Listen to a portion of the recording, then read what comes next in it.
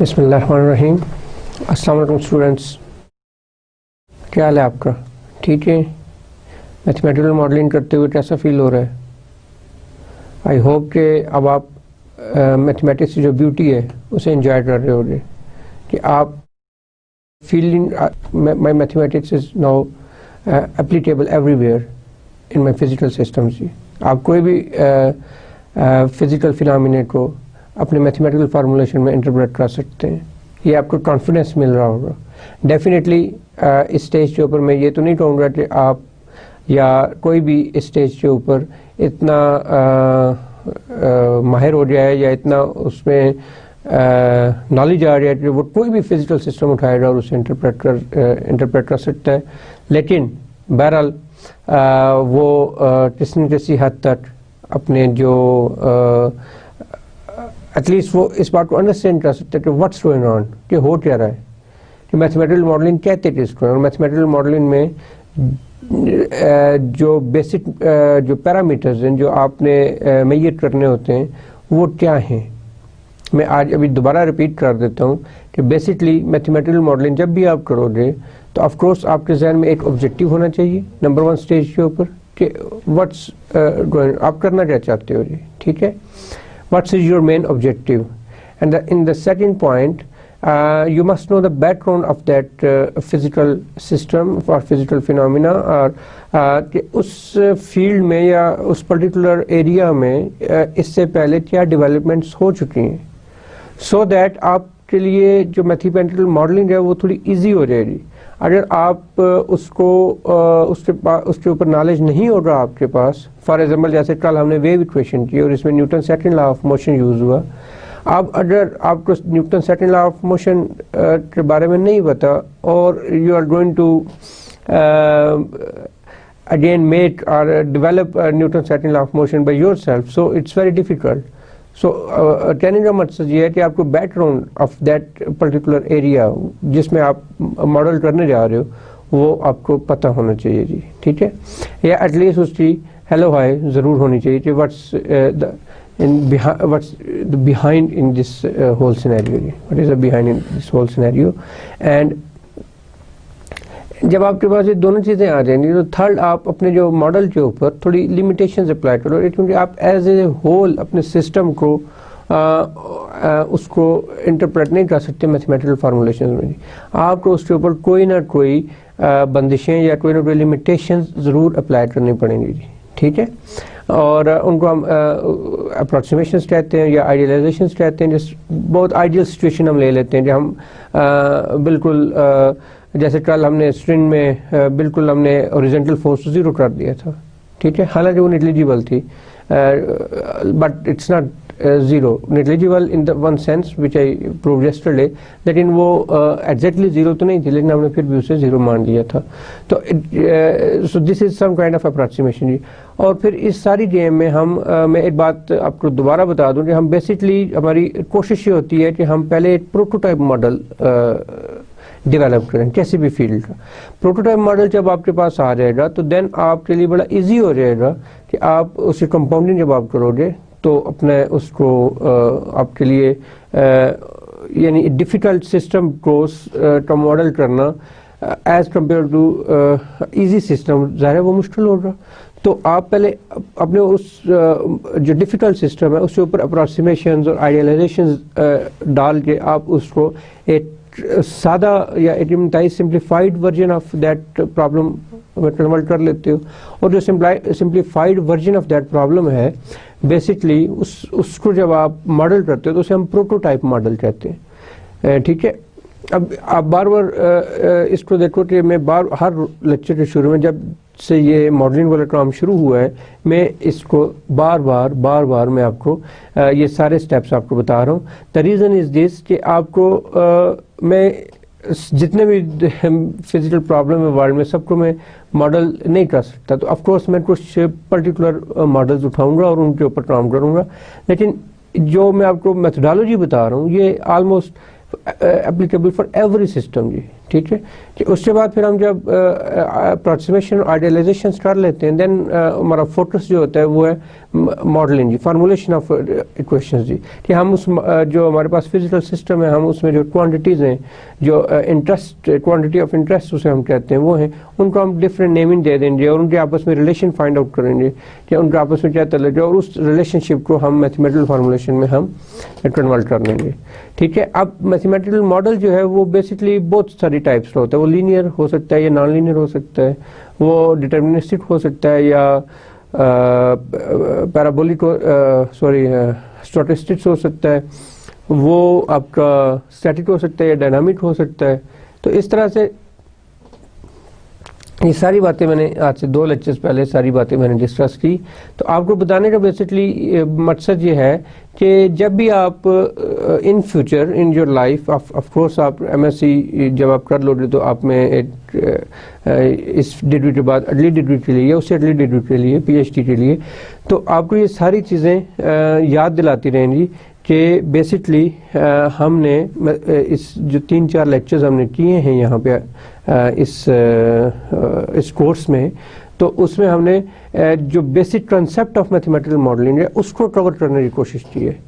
ठीक है, तो उसके बाद अगला जो है कि मॉडल जो है आपका वो वैलिडेट कितना करता है जी, कि वो कितनी उसकी वैलिडेशन है, क्या वो डेविएट तो नहीं कर रहा हद से ज़्यादा, यानी उसका जो सोल्यूशन है और जो रियल लाइफ प्रॉब्लम का जो सोल्यूशन है वो कोई बहुत ज़्यादा उसमें डेविएशन तो नहीं है। अगर है तो दिस मीन्स कि वो मॉडल एक्सेप्टेबल नहीं है। ठीक है, अगर minor of course acceptable, but major deviation is not acceptable जी।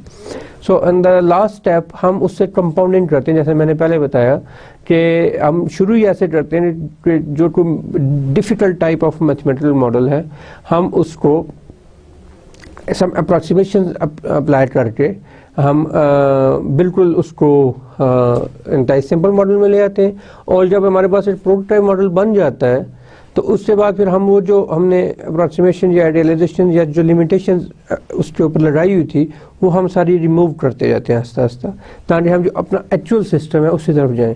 तो इसको हम कंपाउंडिंग कहते हैं जी। ठीक है, तो मैं थोड़ा सा रिव्यू कल लास्ट लेक्चर का दे दूं कि कल लास्ट लेक्चर में हमने क्या किया था। हमने बेसिकली हीट इक्वेशन को इन 2 डायमेंशन में हमने डिस्कस किया था, और वो मैंने आपको करके बताया था कि in 2 dimensions when we are discussing heat flow in a plate, then we basically decompose our flux in ith component and in jth component जी। ठीक है, और उसके बाद फिर उसका जो बाउंड्री कंडीशंस थी उसको इम्पॉर्टेंट था कि न्यूमन कंडीशंस को हमने एड्रेस किया था कि बेसिकली उसमें अब सिंपली पार्शियल यू में पार्शियल एक्स नहीं रहेगा, बल्कि gradient of you scalar product with the outward unit normal vector जी। ठीक है, ये न्यूमन कंडीशंस की बेसिकली कंडीशन न्यूमन कंडीशंस की सफिशिएंट एंड नेसेसरी प्रॉपर्टी है जी कि आप ग्रेडियंट ऑफ जो हीट है वो यूनिट नॉर्मल वेक्टर के साथ परपेंडिकुलर होना चाहिए, यानी उसके स्केलर प्रोडक्ट होना चाहिए, नॉट परपेंडिकुलर। एंड सो कल हमने इस सारे को किया, और ये इट्स वेरी इंपॉर्टेंट जी, क्योंकि इन फ्यूचर हम जब उसकी सॉल्यूशन की तरफ जाएंगे, ये जो मेजर प्रैक्टिकल लाइफ से प्रॉब्लम उठाएंगे वो ज़्यादातर 2 डायमेंशन में होंगे या 3 डायमेंशन में होंगे। 1 डायमेंशन में तो हम वो जैसे मैंने पहले कहा वो प्रोटोटाइप मॉडल के तौर पे हमने 1 डायमेंशन लेते हैं और उसको इजी होते होते वो फिर डिफ़िकल्ट सिचुएशन की तरफ चला जाता है। तो आपको यानी बताने का मकसद ये है, कहने का मकसद ये है कि please focus on 2 dimension heat equation, please focus on 2 dimension wave equation as well, और लैप्लास इक्वेशन को हम इंशाअल्लाह अज़ीज़ अगले लेक्चर में डिस्कस करके इस मैथमेटिकल मॉडलिंग के टॉपिक को वाइंड अप करेंगे। और यस्टरडे फिर हमने कल एक वेव इक्वेशन को डेवलप किया था जी, हमने एक स्ट्रिंग ली जिससे दोनों एंड्स को हमने रिजिडली वो टाइट थी, ठीक है, वो फिक्स थी, और उसकी जो वाइब्रेशन थी वो वर्टिकल थी। ठीक है, यानी आप ऐसे आपने एक स्ट्रिंग पटली जस्ट लाइक दिस। ठीक है, अब आपकी जो उसकी स्ट्रिंग की वाइब्रेशन है वो समथिंग लाइक दैट, आपने ऊपर से ले जाकर छोड़ा तो वो नीचे जाएगा। जस्ट एक आप रबल देख लो, या आप कोई इस तरह से उससे फिट सैंड हो तो उसकी जो वाइब्रेशन होगी, तो उसमें हमने कहा था कि हर जो पोजीशन है एलिमेंट की, हर एलिमेंट जो है वो वर्टिकल मूव कर रहा है जी उसमें। ठीक है, और उस टोटल हमने एड्रेस किया था। तो इस पूरे मॉडल टोटल अगर आप उसको गौर से देखें दोबारा, तो उसमें हमने वेव इक्वेशन, इस सारे फिनोमेना को वेव इक्वेशन रिप्रेजेंट करती है जी। और वेव इक्वेशन डेफिनेटली हम वेव इक्वेशन क्या होती है? This is the wave equation in one dimension where C is the speed of light. And of course इसमें ये इसकी जो मॉडलिंग थी ये हमने कल कर ली थी, और आई होप कि आपको इसकी समझ आ रही होगी। अब हम ये क्योंकि प्रोटोटाइप मॉडल था, अब हम इस प्रोटोटाइप मॉडल से हम थोड़ी कंपाउंडिंग करेंगे कि हम इसमें कुछ कल जैसे मैंने आपको होमवर्क दिया था कि हम एक फोर्स ले लें, एक्सटर्नल फोर्स इसके ऊपर अप्लाई हो रही है आपकी स्ट्रिंग के ऊपर, देन आपकी मैथमेटिकल इक्वेशन कैसी होगी। ठीक है, तो ये जो चीज़ें हैं ये आज हम इनको हम देख, जो हमारा फोकस होगा आज के इस लेक्चर का वो होगा कि हम 3 डिफरेंट प्रॉब्लम उठाएंगे वेव इक्वेशन से कंसर्निंग, और उनको हम यहाँ पे डिस्कस करेंगे। ठीक है, और then of course we are able, उसके बाद इंशाल्लाह हम इस ट्रबल हो जाएंगे कि हम वेव इक्वेशन से रिलेटेड अगर कोई प्रॉब्लम आ जाता है हमारे पास तो हम उसे मॉडल कर सकेंगे। ठीक है, so in the very first problem basically we derive a model equation for the vibration of the string if a vertical external force per unit length is 18 on it। ठीक है, हम बेसिकली एक ऐसी equation को model करना चाह रहे हैं जिसके जो एक स्ट्रिंग है और एक force F of H of T, देखिए फोर्स डिपेंड कर रहा है एच के ऊपर भी, पोजीशन एलिमेंट के ऊपर भी और टाइम के ऊपर भी। ठीक है जी, फोर्स जो डिपेंड कर रही है एच और टी के ऊपर पर यूनिट लेंथ, और ये उस स्ट्रिंग के ऊपर भी अप्लाई हो रही है जी। अब इस जो आपने प्रोटोटाइप मॉडल किया था उसमें ये फोर्स नहीं थी, there is no such kind of force present there जी। ठीक है, अब ये एक फोर्स प्रेजेंट है, हम इस फोर्स से रिलेटेड जो अप्रोक्सीमेशंस और इनिशियलाइजेशंस है, आइडियलाइजेशंस हैं वो हम देखेंगे। It is almost the same जी जो हम पहले करके आए हैं जी। ठीक है, अब इसको मैं रिवाइज कर रहा हूँ इसलिए कि आपको थोड़ा सा आइडिया हो जाए कि हम क्या अप्रोक्सीमेशन ले रहे थे और क्या आइडियलाइजेशन ले रहे थे। तो the first approximation is the string is rigidly attached at its end point जी, वो फिक्स्ड हो गई जी। ठीक है, ये हमारी पहली उसके ऊपर लिमिटेशन है कि वो मूव न कर जाए, ऐसा ना हो कि वो खिंच जाए और उसकी जो डिस्प्लेसमेंट है वो डिस्टर्ब हो जाए, वो डिस्प्लेसमेंट डिस्टर्ब नहीं होनी चाहिए। यानी अगर आप पॉइंट ए टू बी तक आपने स्ट्रिंग रखी है तो वो ए टू बी तक ही रहेगी, वो यानी ऐसा ना हो कि वो ए से थोड़ा सा हिल जाए या बी से हिल जाए और देन आपका सारा मॉडल खत्म हो जाएगा जी। The string vibrates in one plane जी, वो एक ही प्लेन में मूव कर रही है जी। ठीक है, वो ऐसे ऐसे मूव नहीं कर रही, वो just in one plane move कर रही है जिसे हम वाई प्लेन कहेंगे, कि वो वर्टिकल प्लेन से हम कहेंगे कि उसमें वो मूव कर रही है जी। No external force act on the string. Basically this third is I just copied from the last lecture. So now external force is acting on the string. So here it must be external force acting on the string. This no external force is basically for the prototype model which we discussed yesterday. So this is some external force whose name is f of h t। उसका नाम f of h t है, वो act हो रही है string के ऊपर, and the string does not suffer from dumping forces ji. string dumping force उसके ऊपर किसी भी तरह की कोई, यानी ऐसा नहीं कि string के साथ आपने कोई वजन बांधा हुआ है। ठीक है, कोई dumping force उसके ऊपर नहीं है जी। And the string is homogeneous, एक ही मटेरियल की है। जब वो एक ही मटेरियल की है तो this means density and the mass per unit length of the string are constant, वो डिपेंड नहीं कर रहे एच और टी के ऊपर, पोजिशन और टाइम के ऊपर जी। And the deflection of the string from its equilibrium state means कि जहाँ पे वो इनिशियली यानी कि जब आपने उसको बांध दिया तो बिफोर वाइब्रेटिंग दैट स्ट्रिंग, जो उसकी पोजीशन होगी या जो उसकी सिचुएशन होगी स्ट्रिंग की, उसको हम इक्विलिब्रियम कहते हैं जी, before vibration given some kind of vibration जी। ठीक है, and its slopes are very small, उससे जो डिफ्लेक्शन हो रही है फ्रॉम इट्स इक्विलिब्रियम, यानी हम उसे बिल्कुल मामूली सा उसे वाइब्रेट कर रहे हैं, we are not going to much vibration on it. ठीक है, हम बहुत ज़्यादा वाइब्रेशन को हम ऑब्जर्व नहीं करने जा रहे, हम इंतहाई स्मॉल वाइब्रेशन को देखेंगे। And its slopes are also always small, consequently we are able to make the following two approximations which are very important. The number one is The magnitude of the tension force in the string is constant. The magnitude of the string force in the string, यानी जो tension है basically वो constant रहेगी, and because आप इसके लिए कोई उस जो टेंशन है वो क्योंकि इंतहाई समाल आप वाइब्रेट कर रहे हो और आपके ऊपर कोई उसका नहीं है डैम्पिंग फोर्स या कोई समथिंग लाइक दैट, उसके ऊपर कोई ऐसा एक्शन नहीं हो रहा, तो that's why the tension must be constant ji. And the string is rigid longitudinally, that is a point on the string moves only in the vertical direction. ये तो हमने पहले भी डिस्कस कर लिया था. And the tension force in the string is always tangential to it. This is usually expressed by saying that the string is assumed to be perfectly flexible. यानी जो आपकी टेंशन फोर्स हो रही, लेट्स से अगर आपकी curve इस तरह से है, एंड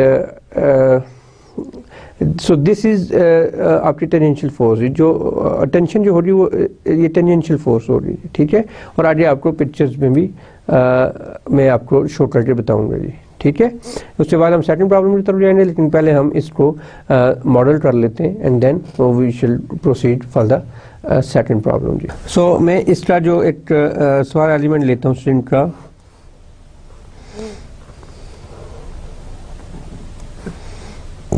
और मैंने कहा कि टेंशन फोर्स है वो टेंजेंशियल होगी, something like that for this point let's say. तो अगर मैं उस फोर्स को डिकम्पोज करूं और let's say this is my alpha and this is T, तो ये क्या हो जाएगा, टेंजेंट के एडजेसेंट जो एंगल होता है वो उसे मैं क्रॉस से रिप्रेजेंट करता हूं. मैं थोड़ा सा आपको रिवाइज कर दूंगी. अगर ये परपेंडिकुलर है, राइट एंगल ट्रायंगल है, and this is let's say H and this is let's say B and this is H and this is B and this is let's say height, base and perpendicular. तो perpendicular base और perpendicular जो होगा वो cos alpha होगा जी, ठीक है. let's say this one is alpha and इसके साथ जो adjacent angle जो साइड होगी वो आपकी ratio cos alpha B is equal to P cos alpha जी, ठीक है. सो सिमिलरली जो एच होगा वो H over P is equal to, इसको मैं साइन अल्फा से इसको मैं करूँगा, और H is equal to P sine alpha जी. ये मेरे पास आ जाएगा. दूसरे लफ्ज़ों में जो इनकी डिकम्पोजिशन हो रही थी टी जी. तो लेट्स से अगर ये मेरे पास टी है और इसको this is my length T, इसको मैं अगर ट्रायंगल इस तरह बनाऊं कि this is my T, okay, and this is my alpha and of course this is the front side. तो ये जो पोर्शन बनेगा आप देख सकते हो कि perpendicular multiply by cos of alpha and perpendicular multiply by sin alpha. तो ये जो साइड होगी वो t cos अल्फा होगी, एंड ये जो इसके ऊपर परपेंडिकुलर होगी ये होगी t sin अल्फा जी, ठीक है. तो यहाँ पे आप देखो कि इसके ऊपर जो परपेंडिकुलर होगी वो ये साइड है, ठीक है. तो ये t cos अल्फा हो गया and this is t sin alpha हो गया जी, ठीक है. एंड सिमिलरली इसको अगर मैं देखूं तो यहाँ से इसको मैं अगर बीटा कह दूं तो this is T cos beta, और इसके ऊपर जो परपेंडिकुलर होगी वो टी साइन बीटा जी. और इसको मैं पॉइंट एच कह दूं और इसमें इंतहाई स्मॉल उसमें डिस्टेंस डेल्टा एच में इसको कहूँ तो this is H plus delta H ji. So students, यहाँ से आप मुझे सेकंड लॉ ऑफ जो मोशन है वो मुझे पता है कि वो ये है भाई Newton second law of motion by. I hope कि आपको ये डिकम्पोजिशन समझ आ रही होगी. एक्चुअली कल मैंने जानबूझ के नहीं ट्राई थी कि आप थोड़ा सा इसको लो, सोचो कि ये क्या हो रहा है और अपनी पुरानी बुक्स खोलो. अगर नहीं देखा तो अब मैं आपको दोबारा बता रहा हूँ, ठीक है. By second law of motion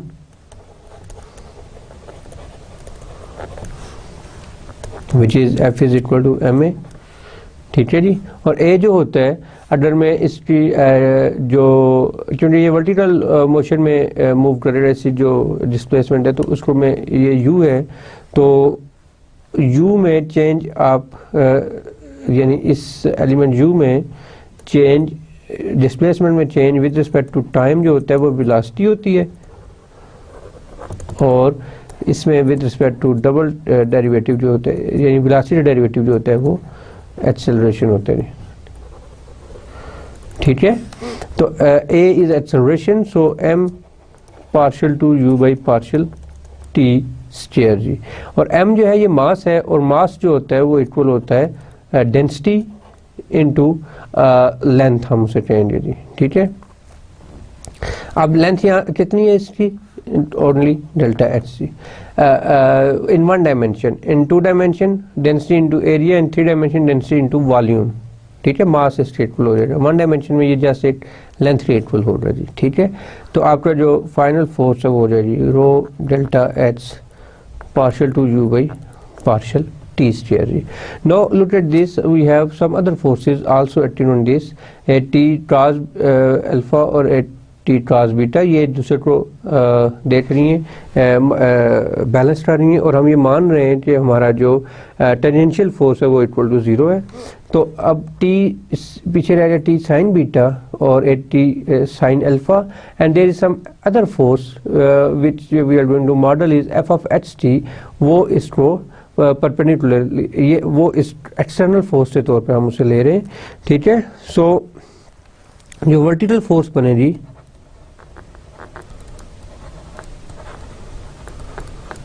vertical force बनेगी वो होगी, देखें t sine r f of H t, सबसे पहले मैं वो लिख लेता हूँ, फिर t plus t sine beta and then फिर माइनस t साइन अल्फा जी। ये एक नेगेटिव फोर्स है, ये डाउनवर्ड है, और t साइन बीटा अपवर्ड है, और जो मेरी फोर्स है f वो भी अपवर्ड, उसको एक्सटर्नल फोर्स मैंने लिया जी, upward external force, that's why I put a positive sign जी। ठीक है, अगर मैं इसको डाउनवर्ड लूंगा तो डेफिनेटली वो डंपिंग फोर्स बन जाएगी, यानी उसको आप कर रहे हो, तो ये मैं पॉजिटिव लूंगा। तो अब इसको मैं मज़ीद सिंप्लीफाई कर सकता हूँ, F H T plus T sine beta minus sine alpha जी। और फॉर बिकॉज अब अप्रॉक्सीमेशन अगर आप और से दोबारा उसको देखें, थोड़े से रिवाइंड करके, या आपके पास जो नोट्स है उनमें देखें कि अप्रॉक्सीमेट उसमें हमने कहा डिफ्लेक्शन इज वेरी स्मॉल, तो अल्फा और बीटा आर वेरी स्मॉल जी। So alpha and beta are very small जी। जब ये स्मॉल है तो दिस मीन्स के साइन अल्फा स्मॉल जी, और साइन अल्फा अगर स्मॉल है तो ये इसको मैं ऑलमोस्ट अप्रॉक्सीमेट कर सकता हूँ टेंजेंट ऑफ अल्फा से जी। ठीक है, सिमिलरली साइन बीटा को मैं लिख सकता हूँ टेंजेंट ऑफ, एग्जैक्टली तो नहीं लिख सकता, मैं अप्रॉक्सीमेट कर दूंगा इसको। ठीक है, मैं इसको अप्रॉक्सीमेट करूंगा, not exactly, of course exactly equal तो नहीं होगा, अप्रॉक्सीमेटली इक्वल होगा, कि आप इसको ऑब्जर्व भी कर सकते हैं। Let's say sine of 0 point इसकी वैल्यू जो होगी, it's very close to 0, it's very very very small inclination, 1 2 3 4, तो ये ऑलमोस्ट इससे इक्वल होगी जी।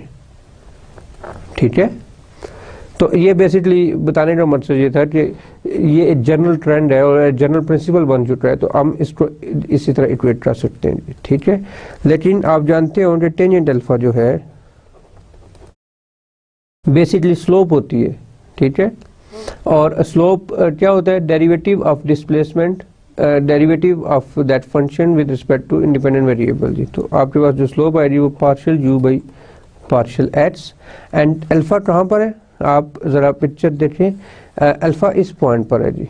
ठीक है, तो ये पॉइंट क्या हो जाएगा, u ऑफ एच टी जी। ठीक है, u एच और टी के ऊपर डिपेंड कर रहा है, तो मैं इसको इस तरह लिखूंगा h of t, and similarly जब मैं टेंजेंट ऑफ बीटा की बात करता हूँ, and this is equal to partial u by partial h, और u की जो वैल्यूज होंगी मैं आपको दोबारा लेके चलता हूँ यहाँ पर, तो वो देखें h प्लस डेल्टा एच के ऊपर है। ठीक है, h प्लस डेल्टा एच के ऊपर जी, तो ये मेरे पास बन जाएगा h plus delta H of T जी। So this is my tangent beta, this is my tangent alpha, and this is approximately equal to sine beta, and this is approximately equal to sine alpha जी। और मेरे पास जो vertical force थी, मैं दोबारा लिखता हूँ यहाँ पे, वर्टिकल फोर्स थी मेरे पास, वो थी F of H T delta H. ठीक है, अच्छा यहाँ पे मैं डेल्टा एच लगाना भूल गया था पिछली दफ़ा। यहाँ पे ये देखें, लुक एट दिस, यहाँ पे जी, क्योंकि ये फोर्स तो पूरे स्ट्रिंग के ऊपर अप्लाई हो रही है ना, this force is going to apply on whole string. तो मैं बेसिकली एक स्ट्रिंग का छोटा सा सेगमेंट ले रहा हूँ, वेरी स्मॉल सेगमेंट और very small portion of that string जी। ठीक है, तो वो मैं डेल्टा एच ये मानता हूँ। तो ये डेल्टा एच इस फोर्स जो है वो delta H into F of H T हो जाएगा, इसके ऊपर जो अप्लाई हो रही है। ठीक है, उसके साथ मल्टीप्लाई कर दूंगा and this is delta H ji. And again फिर यहाँ पे भी मेरे पास डेल्टा एच आ गया and plus T of sine beta minus sine alpha जी। ठीक है जी, अब साइन बीटा की वैल्यू ये देते हैं, साइन बीटा की वैल्यू इससे इक्वल आ रही और साइन अल्फा की वैल्यू इससे इक्वल आ रही, तो आप लिख सकते हो F of H T delta H plus T sine beta is partial u by partial H plus delta H of T minus partial u by partial h and this is h of t जी। ठीक है, और ये आपके पास vertical force है। अब क्योंकि मैंने साथ ही कह दिया कि हॉरिजॉन्टल फोर्स मेरी जीरो हो रही है, मेरी अप्रोक्सीमेशन थी, तो जो मेरी फोर्स इस पूरे एलिमेंट के ऊपर थी वो थी F is equal to M A. ठीक है, एक ये फोर्स इसके ऊपर अप्लाई हो रही है और एक ये फोर्स है, तो ये दोनों आपस में इक्वल होंगी। तो F is equal m a से जब मैंने देखा था तो मेरे पास ये इक्वेशन आ गई थी, तो ये इक्वेशन आ गई थी। ठीक है, तो इसको मैं जब यहाँ पे इक्वेट करूँगा तो this is something like that, इसको मैं 2 कह देता हूँ और इसको मैं वापस जाके इसको मैं इसको मैं 1 कह देता हूँ। ठीक है, so from equation 1 and 2, from equation 1 and 2 rho delta h partial to u by partial t square, this is equal to f of h t delta h plus t partial u by partial h into h plus delta h comma t minus partial u by partial h into h of t जी। ठीक है, अब मैं delta H को dividing by delta H ji,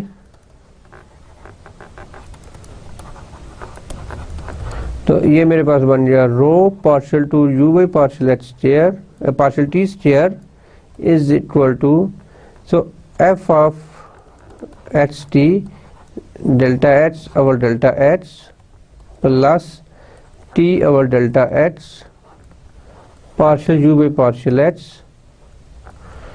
into h plus delta h of t minus partial u by partial h into h of t जी।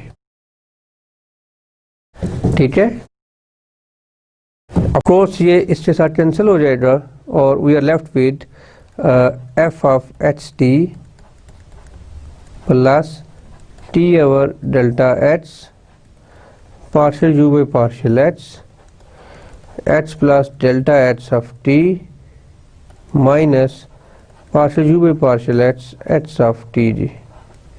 ये आ जाए मेरे पास final equation ji.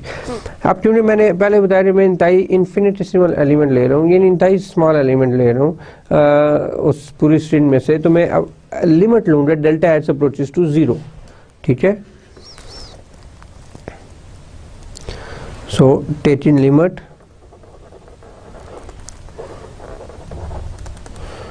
delta h approaches to 0, so this is something like that, partial to u by partial t square is equal to f of h t my plus limit delta h approaches to 0 t over delta h partial u by partial h, और ये h plus delta h of t minus partial u by partial h और ये h of t जी।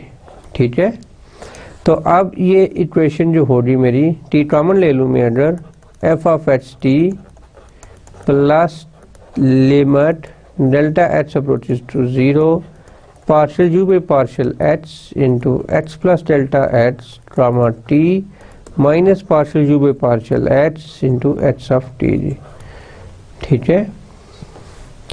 अब ये आप जानते हो कि at limit h delta h approaches to 0, f of h plus delta h minus f of h divided by delta h हो, this is equal derivative का फार्मूला है जी।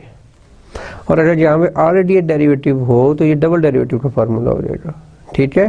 तो देखिए ये ऑलरेडी डेरिवेटिव है और ये ऑलमोस्ट एग्जैक्टली सेम चीज़ है, जस्ट एफ की बजाय पार्शियल यू पे पार्शियल एच लिखा हुआ है डिफरेंट नोटेशन में। तो this is nothing partial partial C plus T partial to you by partial H square ji.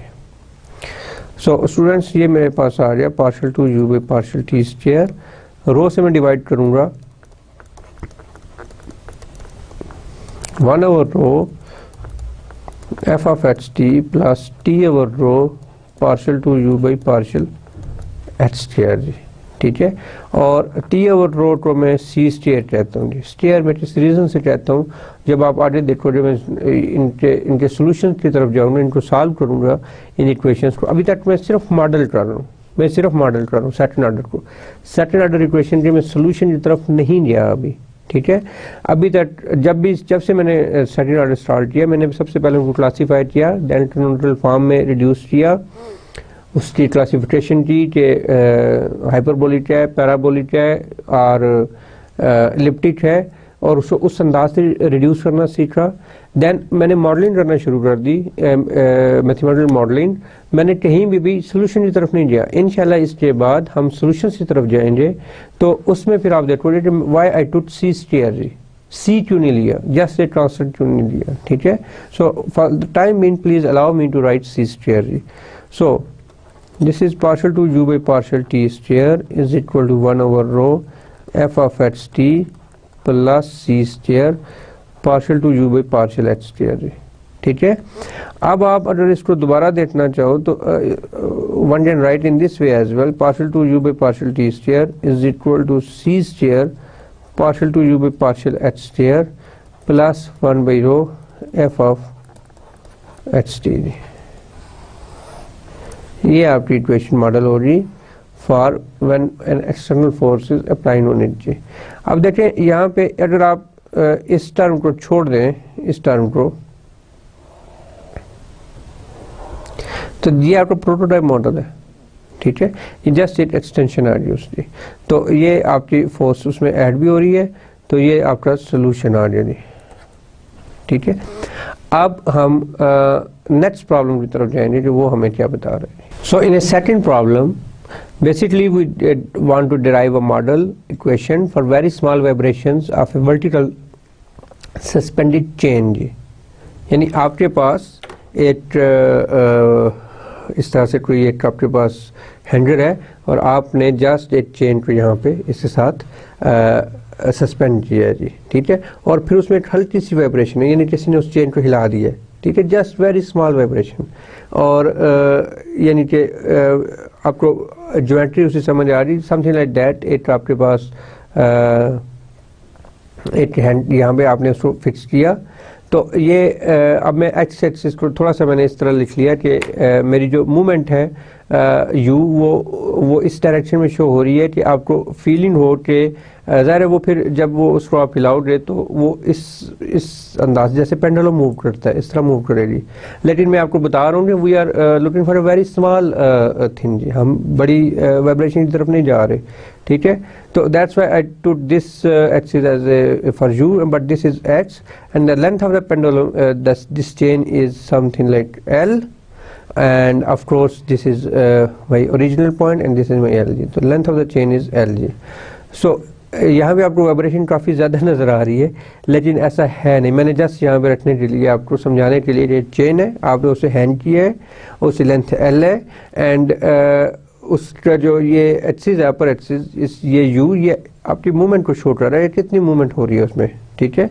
And this is my X. So इसमें एक और assumption भी हम लेते हैं, whose length is L and whose mass density यानी जो रो है उसकी मास डेंसिटी जो है वो कांस्टेंट है, ठीक है, mass density per unit length rho is constant जी।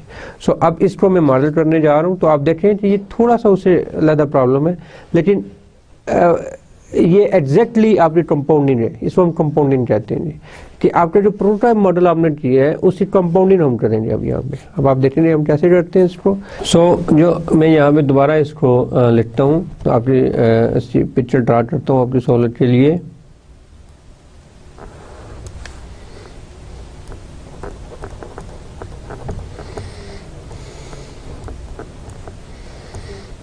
ठीक है, ये कोई चेन है इस तरह से सस्पेंड हुई हुई है और इसमें ये मूवमेंट है जी, ठीक है। ये आपका फिक्स पॉइंट जिस पे आपने फिक्स किया है, और ये डायरेक्शन जो है जैसा आपकी मूवमेंट की डायरेक्शन शो कर रहा है, और ये आपका एच सी है, ठीक है, वन डायमेंशनल प्रॉब्लम है ये सिंपल, और the length of this chain is L G, ठीक है। तो इसके ऊपर जो मैं अप्रॉक्सीमेशन अप्लाई करूँगा, देखिए प्रोटोटाइप मॉडल में हमने क्या किया था कि both hand are rigidly attached, both hands, यानी यहाँ पे अब एक एंड फ्लेक्सिबल हो गया, ठीक है। तो अप्रॉक्सीमेशन में पहला since the amplitude of u like this is very small, amplitude of u of the vibration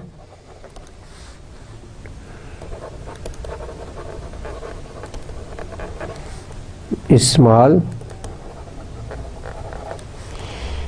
we assume that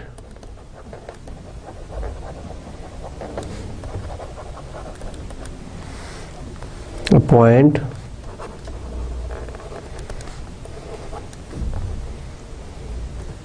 on the chain does not change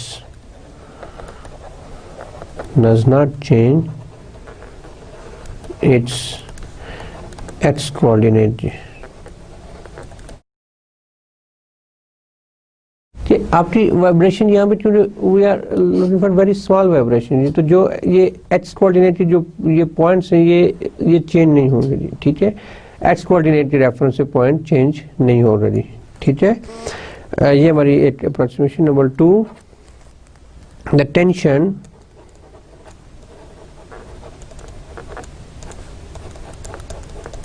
T of ht in the chain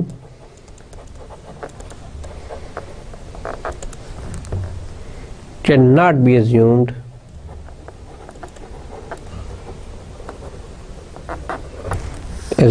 to be a constant, not be assumed to be a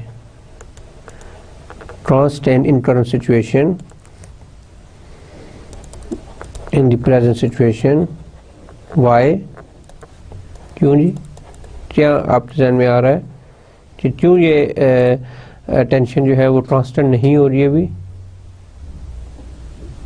क्योंकि आप देखो कि अब tension जो है आपकी वो very कर रही है। यहाँ पे टेंशन मैक्सिमम हो रही इस पॉइंट के ऊपर, इस पॉइंट के ऊपर, ये जो लोअर सबसे नीचे वाला पॉइंट हो रहा है वहाँ पे टेंशन होती क्या, फोर्स होती है ना, ठीक है। तो ये यहाँ पे फोर्स इसकी मिनिमम हो रही है, जीरो हो रही, ठीक है, और ये वेरी कर रही है। इस यहाँ पे फॉर एग्जांपल टेंशन जो है वो half of this the full tension हो जाएगी, तो ये वेरी कर रही है ये टेंशन। तो इसको with respect to position variable जी, ठीक है, पोजीशन वेरिएबल से ये वेरी कर रही है। सो हमारा जो टेंशन है वो डिपेंड कर रहा है ओनली द पोजीशन वेरिएबल के ऊपर, एच के ऊपर टेंशन डिपेंड कर रही है। और उसको मैं कैसे लिख सकता हूँ जी, in fact in the equilibrium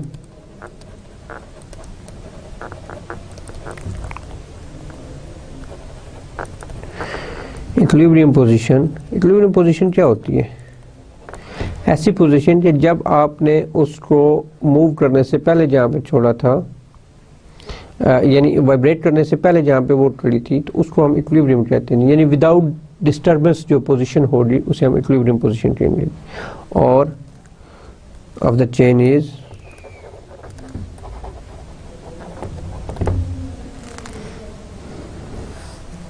tension जो हो रही है वो आपकी टी ऑफ एच, ये फोर्स इक्वल हो रही है, किससे इक्वल हो रही है जी, एम जी, टेंशन की स्टेटफुल होती है, एम जी स्टेटफुल होती है ना जी, वेट अगेंस्ट होती है टेंशन, तो टी और एम जी एक दूसरे को रिलेट करते हैं, तो t is equal to M g हो जाएगा इक्विलिब्रियम पोजीशन में, कि जो टेंशन होती है वो आपका जो वेट होता है डब्ल्यू is equal to M g होता है वेट, तो वो इसको इक्वल टू जीरो करेगा इक्विलिब्रियम में, total force equal to zero होती है, और यहाँ से फिर हमें ये इक्वेशन मिल जाएगी कि T is equal to M G आ जाए मेरे पास। अब m जो है ये मास है और g जो है ये ग्रेविटेशनल एक्सेलरेशन है, और m जो है वो मास है मेरे पास। तो मास जो है वो इसको मैं late me write down here, तो अगर मेरे पास मास वन डायमेंशन में मैं बात कर रहा हूँ तो मास होता है रो इनटू लेंथ, ठीक है। लेट से उसको मैं h कह देता हूँ, height, in this case height में कह देता हूँ जी, ठीक है। और अगर मैं टू डायमेंशन में बात कर रहा होता हूँ तो जो मास होता है वो रो इनटू एरिया हो जाता है, और थ्री डायमेंशन में रो इनटू वॉल्यूम हो जाता है, ठीक है। तो बहरहाल हमने इसकी बात करेंगे रो एच टी, तो ये rho G H of H जी। अब एच ऑफ एच क्या है मेरे पास, दिस इज एल, सो क्योंकि ये वेरी कर रहा है इक्विलिब्रियम पोजीशन में, टेंशन की वैल्यू जो हो रही एल माइनस एच जी, ये फंक्शन बनाएगा। Now you must ask why, ये H F H Y this is equal to L minus H जी। तो जैसे मैंने पहले बताया कि इक्विलिब्रियम पोजीशन में सबसे ज्यादा टेंशन कहाँ पे होनी चाहिए, तो of course this h must belong to this interval 0 to L, इस इंटरवल से होना चाहिए एच जी। ये तो एच डायरेक्शन को शो कर रहा है ना, so don't worry about this H.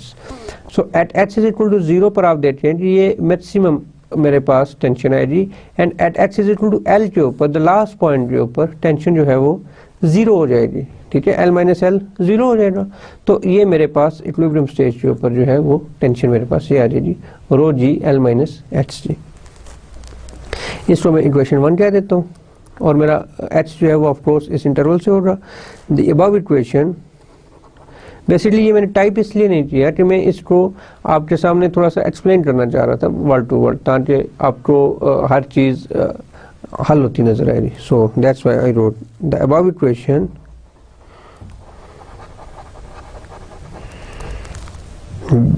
gives an acceptable approximation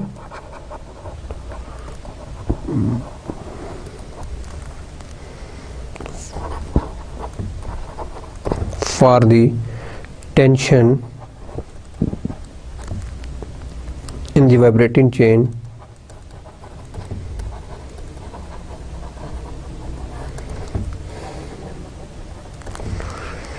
when the movement is very small and the change of this particle with respect to time is again very small. Okay, so this equation is acceptable. आपको मैंने बता दिया कि why, क्योंकि tension maximum कहाँ पे होगी, जहाँ पे वो हैंड हुआ हो वहाँ पे सबसे ज़्यादा टेंशन होगी, और सबसे कम कहाँ पे होगी, जो उससे सबसे लोएस्ट पॉइंट होगा, ठीक है। तो this is rho G L minus H आ गई, इक्वेशन 1 यहाँ से आ गई। सो हमारी जो थर्ड अप्रॉक्सीमेशन होगी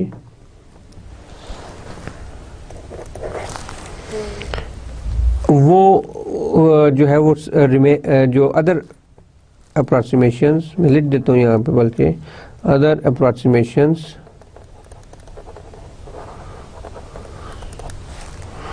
and idealization of the prototype model remain intact जी। कुछ हमने बीच में से, जैसे हमने रिजिडली सिर्फ एक एंड अब आपको फिट्स है, दूसरा नहीं फिट्स, ठीक है। अब वर्टिकल फोर्स उसमें मौजूद है, पहले नहीं थी, सॉरी टेंशन जो है, सॉरी पहले टेंशन कांस्टेंट थी, अब टेंशन कांस्टेंट नहीं है। सो दिस इज सेकंड चेंज। और बाकी जितनी भी अप्रॉक्सीमेशन और आइडियलाइजेशन है वो सेम है जो मैंने पहले आपको बाकी सारी सुनाई, तो जस्ट उसमें ये एक थोड़ी सी चेंज आई। No I have to go for the modelling. मैं क्या करता हूँ, मैं एक वेरी स्मॉल स्ट्रिप ले लेता हूँ इस चेन का, let's say this is very small strip, और इसको मैं x कह देता हूँ इस पॉइंट को, O is somewhere here and L is somewhere here. So मैं उसमें से बिल्कुल छोटा सा एक पीस उठाता हूँ, छोटा सा टुकड़ा उस पूरी स्ट्रिंग का मैं लेता हूँ यहाँ पे जी, और ये जो पॉइंट है ये h प्लस डेल्टा h बना देता हूँ जी, ठीक है। और ऑफ कोर्स फिर ये जो लेंथ हो रही वो डेल्टा h लेंथ हो रही जी, ठीक है। अब टेंशन जो है वो मैंने टेंजेंशियल हो रही, तो यहाँ पे जो टेंशन तो इस तरफ ये एक टेंशन हो रही है और एक इस तरफ टेंशन आ रही है जी, ठीक है। तो लेट्स से इसको मैं जब डिकम्पोज करूँगा तो ये मेरा लेट्स से अल्फा है और ये इसका परपेंडिकुलर यहाँ पे आ जाएगा। तो ये अगर है तो this is T cos of alpha and this is T sine of alpha जी इस पॉइंट के ऊपर। और सिमिलरली जब मैं इसको डिकम्पोज करूँगा तो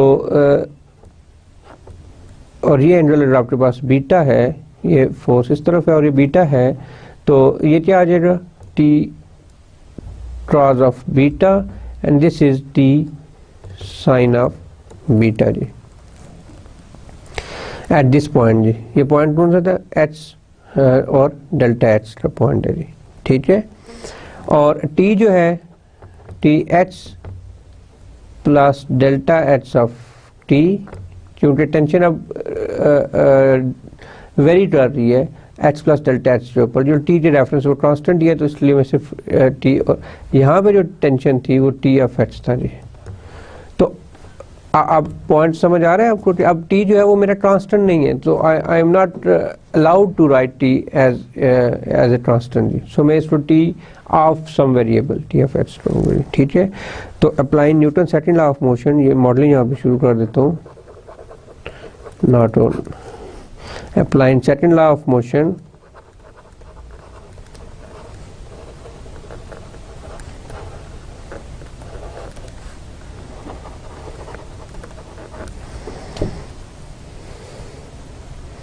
in the horizontal direction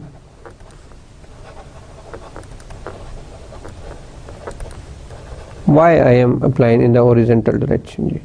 पहले पिछले में तो हमने वर्टिकल डायरेक्शन में लिया था, पहले मेरा जो मूवमेंट थी वो वर्टिकल हो रही थी, अब मेरी मूवमेंट हॉरिजॉन्टल हो रही है। देखिए ना, आपकी स्ट्रिंग ऐसे लटकी हुई है, आपने स्ट्रिंग को जस्ट थोड़ा सा आपने मूव करना, तो ये इस डायरेक्शन में मूव कर रहे हैं। तो मेरा जो हॉरिजॉन्टल डायरेक्शन में मैं इसको देखूँगा जी, to such a section in the horizontal direction, to such a section of the string, ठीक है जी। तो हॉरिजॉन्टल फोर्स जो हो जाएगी, before I must put F is equal to M A, और इसको मैं लिख सकता हूँ rho delta H, this delta H and partial to you by partial T square जी।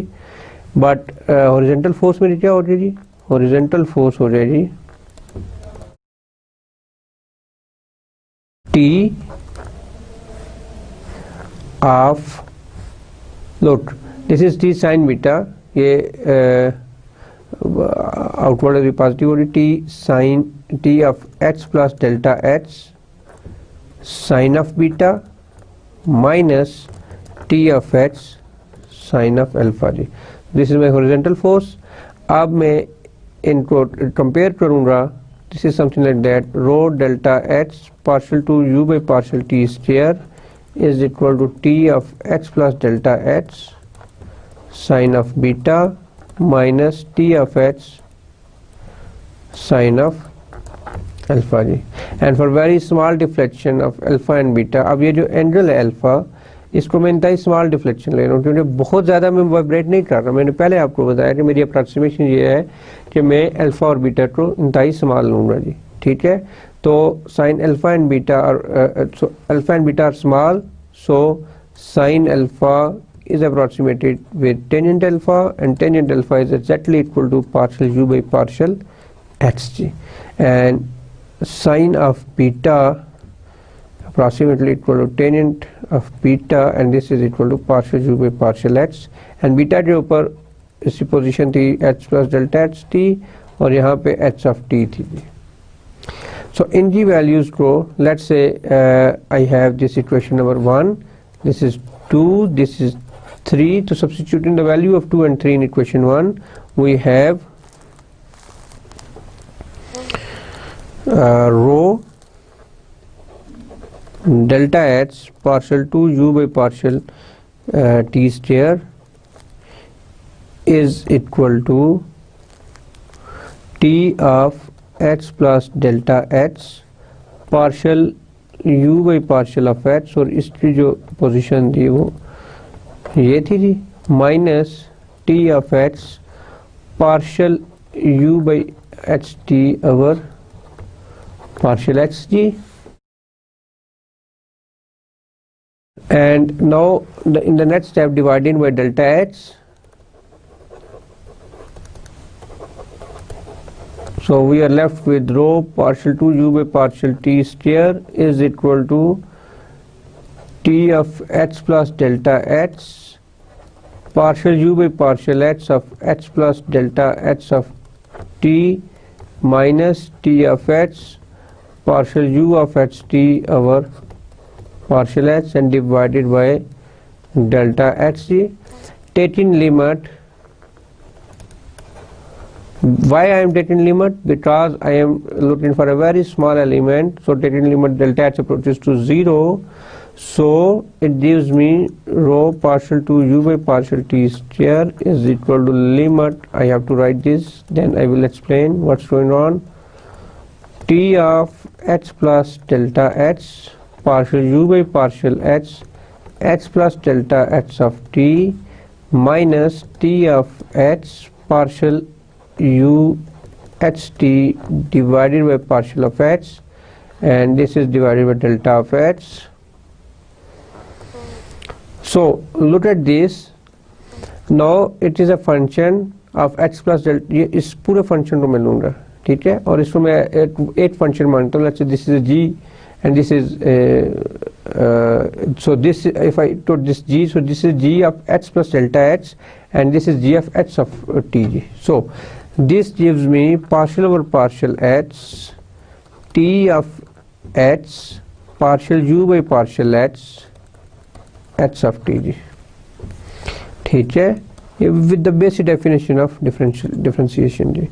अब t of h मैंने पहले ही लिया हुआ है, t of h is rho g l minus h, ठीक है, वैल्यू यहाँ पे सब्स्टिट्यूट कर देता हूँ इस इक्वेशन में, तो this is something like that partial over partial h rho g l minus h partial u by partial h of h t जी. तो ये मेरे पास आ गया.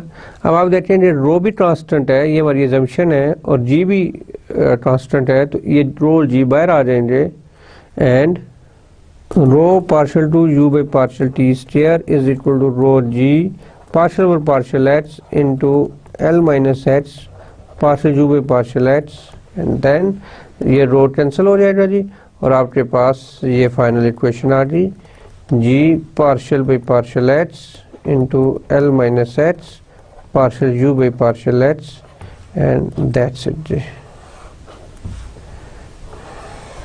So this is your final modeling of a string and a hanging chain. String नहीं मैं कह सकता, चेन, हैंगिंग चेन की मैंने मॉडलिंग की, और ये प्रोटोटाइप मॉडल्स की कंपाउंडिंग है, ठीक है. अगर आप इसको ओपन करना चाहो तो इंटू यू इंटू वी लग जाएगा, तो ये समथिंग लाइक दैट जी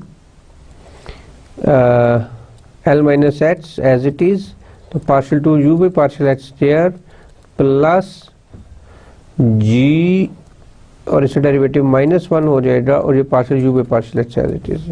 तो आपके पास जो फाइनल इक्वेशन है वो something like that g L minus h partial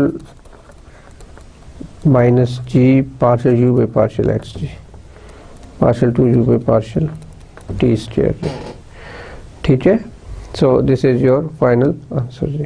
So usually in books you can see this answer जी, this solution ji.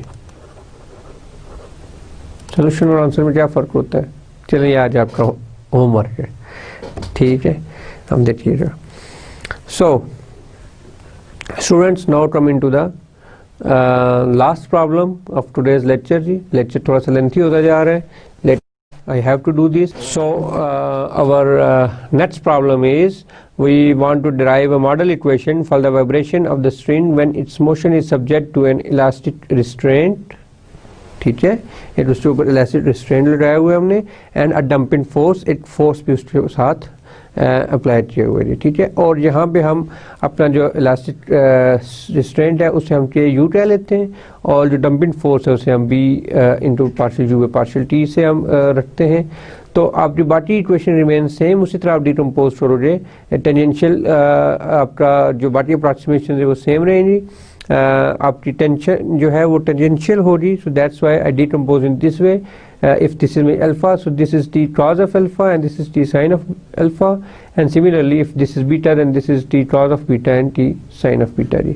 So students, और ये जो स्ट्रिप है इसको मैं h डेल्टा h कहूँगा, और अब मैं I am going to model this equation जी, and this is the last topic of our lecture.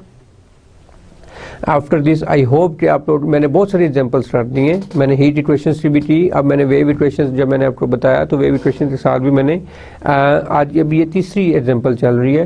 तो इस तरह से मैं आपको कोई अगर होमवर्क दूंगा या असाइनमेंट दूंगा तो वो ऐसा ही होगा। ठीक है, वो कोई इतना डिफ़िकल्ट नहीं होगा, आप कितना अच्छा उसे पिक कर लेते हो तो आप क्वेश्चन उतनी जल्दी सॉल्व हो जाएगा जी। सो सबसे पहले तो मैं एक यहाँ पे भी पिक्चर ड्रा करने की कोशिश करता हूँ ताकि आपको फील हो कि हम कर क्या रहे हैं, पिक्चर कैसे ड्रा की जाती है। So let's say this is my ex axis, this is my axis, तो ये मैंने एक स्ट्रिप ली जी। ठीक है, और ये एक एच है, ये मेरा एच प्लस डेल्टा एच है, और ये डेल्टा एच हो गया। मेरे पास दो फोर्सेस थी, b into partial u damping force है ये, और ये के यू रिस्ट्रेंट है इसके ऊपर, और लेट्स से ये जो मेरा टेंजेंशियल फोर्स ये है तो ये अल्फा आ गया, तो this is T cross alpha, और ये इसके ऊपर परपेंडिकुलर ये एक ही बात है, टेंजेंट साइन अल्फा हो गया। ठीक है, और सिमिलरली अगर ये बीटा है तो this is T cos beta and this is T sine beta जी। ठीक है, तो अब मैं the restraint force per unit length is the restraint, मैं इसको दोबारा लिख रहा हूँ यहाँ पे just for the restraint force per unit length is equal to minus J U जी। अब ये टूवर्ड्स डाउनवर्ड है जी, तो मैं इस फोर्स को मैं माइनस लूंगा और टूवर्ड्स अपवर्ड जो फोर्स होगी मैं उसे पॉजिटिव लेता हूँ जी। ठीक है, माइनस के U and the damping force per unit length minus B partial u by partial T जी। ठीक है, अब टोटल वर्टिकल फोर्स होगी, टोटल वर्टिकल फोर्स वो क्या होगी जी, अब देखो T sine beta positive, T sine alpha negative, minus के U and minus B partial u by partial T जी। ठीक है जी, तो इसको मैं लिख सकता हूँ T sine beta minus sine alpha minus के u minus B partial u by partial T जी। ठीक है स्टूडेंट्स, अब मैं मुझे पता है मैं बार बार अब नहीं बता रहा कि sine alpha basically sine alpha approximately equal to tangent alpha, and this is the slope of at that point जी partial h, और अल्फा यहाँ पर है इस पॉइंट के ऊपर, तो this is h of t and sin of beta, this is approximately equal to tangent of beta, and this is partial u by partial of h, and ये इस पॉइंट के ऊपर है। और इसीलिए आप अगर आपको 8 एग्जांपल फॉर, इसलिए मैं 2-2 3-3 4-4 एग्जांपल्स पढ़ा रहा हूँ। जब आपको 8 समझ नहीं आती तो आप दूसरी शायद आपको उसमें वो बात क्लियर हो जाए जो पहली में नहीं समझ आई, या तीसरी में क्लियर हो जाए, तो आप हर एक को देखेंगे जी, ठीक है, ताकि फिर आप इस तरह से आपका जो कंफ्यूजन है वो दूर होती जाएंगी, ठीक है। सो अब इनकी वैल्यूज को मैं इक्वेशन 1, लेट्स से इसको इक्वेशन 1 कह देता हूँ, यहाँ पे सब्स्टिट्यूट करता हूँ। तो this is t into partial u by partial x of x plus delta x of t minus partial u of xt over partial x minus ju and minus b partial u by partial t। ठीक है, ये vertical force है। और जो Newton second law of motion है इसको मैं equation 2 कह देता हूँ। Let me write this. So Newton second law of motion जो है वो मुझे कह रहा है कि F is equal to ma होता है, ठीक है। और ma जो है वो rho into length acceleration partial to u by partial t square. So from 2 and 3, ये this is 3, from 2 and 3 we have rho delta h partial to u by partial t square is equal to there is one mistake again which I just forgot। देखिए मैंने जो बात की थी कि जो force है वर्टिकल, ये तो पूरी स्ट्रिंग के ऊपर अप्लाई हो रही है ना, तो जस्ट जब इस पोर्शन की मैं बात करूंगा तो इसको फिर इस पोर्शन के साथ मुझे मल्टीप्लाई करना पड़ेगा, ठीक है। I am not going to do this again, so just multiplication with delta h t, ठीक है। This is delta H and delta h t. ये मुझे कैसे फीलिंग आई कि यहाँ पे डेल्टा एच मिसिंग है, बिकॉज जब मैंने रो की वैल्यू ली थी तो यहाँ से डेल्टा एच को मुझे कैंसिल आउट करना है, ठीक है, वेयर इट इज। अब देखेंगे यहाँ से ये डेल्टा एच और डेल्टा एच कैंसिल आउट हो जाएंगे, जब यहाँ पे डेल्टा एच मुझे तो डेरिवेटिव का फार्मूला बता देगा, ठीक है। तो पॉइंट इज दिस कि अगर आप साथ साथ चलोगे, यानी अगर आपने प्रैक्टिस की होगी तो आपको फौरन रियलाइज हो जाएगा कि मैंने कहाँ पे क्या मिस्टेक किया है जी, ठीक है। सो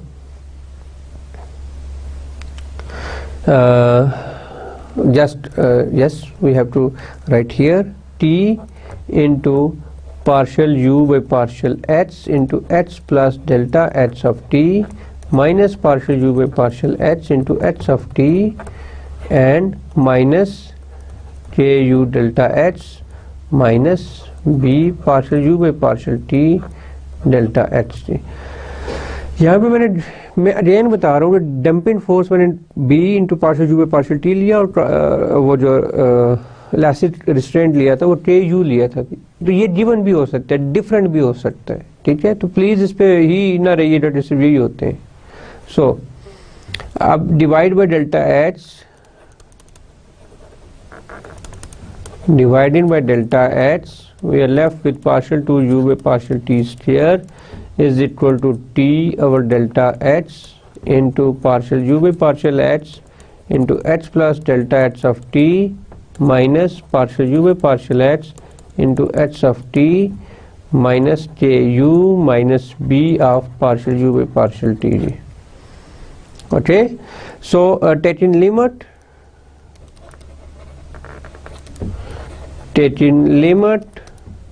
delta h approaches to 0, so this term gives me, मैं अगर लिख देता हूँ, चलें, limit delta h approaches to 0 partial u by partial h plus delta H of t minus partial u by partial h of t minus ku minus b of partial u by partial t, and this is rho partial to u by partial t square, or of course this is nothing but the double derivative of u with respect to h, partial to u by partial h square minus ku minus b into partial u by partial t.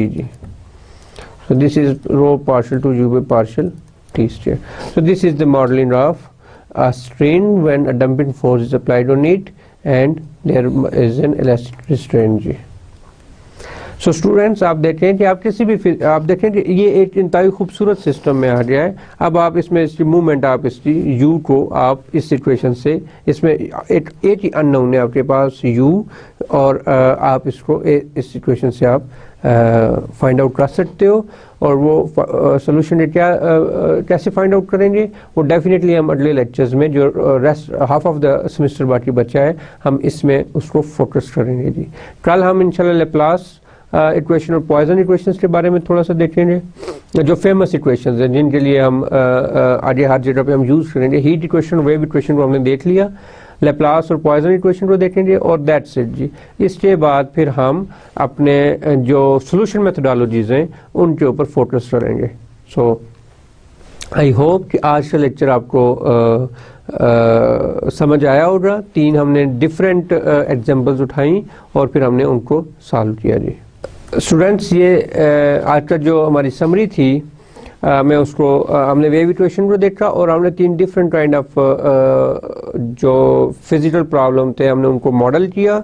और आप देख सकते हो कि modelling को इतना बड़ा issue नहीं होता जी, किसी भी जगह पे कोई बड़ा इशू नहीं। आप इस पर मत घबराएं, क्योंकि ये मेरा एक्सपीरियंस मुझे बताता है कि स्टूडेंट्स जो है वो मॉडलिंग वाले चैप्टर के ऊपर आके, अच्छा मॉडलिंग वाले टॉपिक के ऊपर, अच्छा इसको हम छोड़ देते हैं, ये साइड पे कर देते हैं, it's not very good, it's not very, no it is good.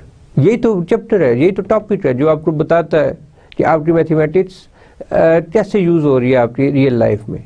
ठीक है, तो इसको आपने फोकस करना है। अगर आपको बुक्स मैंने आपको जो बताई वो आप पढ़ें, इसके अलावा मैंने जो आपको बताया इंटरनेट के ऊपर आपको बेबहा इसके ऊपर मॉडलिंग के लिए बहुत सारे मॉडल आपके पास पड़े हुए हैं। आप कोई भी मॉडल उठाएं, उसको स्टडी करें। ठीक है, और जब तक आप स्टडी की हैबिट नहीं डालेंगे, आप एक अच्छे मैथमेटिशियन नहीं बन सकते। ठीक है, तो for being a good mathematician आपको जो भी काम दिया जाए या जो भी काम आपको बताया जाए, आप उसको ज़रूर करेंगे। ठीक है, तो स्टूडेंट्स, इसके साथ ही हमारा आज का लेक्चर ख़त्म हुआ। कि नेक्स्ट लेक्चर में और जो भी इस डेवलपमेंट्स हैं, फॉर एग्जांपल हमने हीट और वेव इक्वेशन हमने कर लिए, हम अब लेप्लास और पॉइजन इक्वेशन और जो फेमस इक्वेशन हैं 2-4 और, उनको हम देखेंगे। एंड आई होप कि इसके बाद हम सोल्यूशन मेथोडोलॉजी की तरफ चले जाएंगे कि हम इनकी इक्वेशंस को सॉल्व कैसे करना है जी। ठीक है, नेक्स्ट लेक्चर तक के लिए खुदा हाफिज़।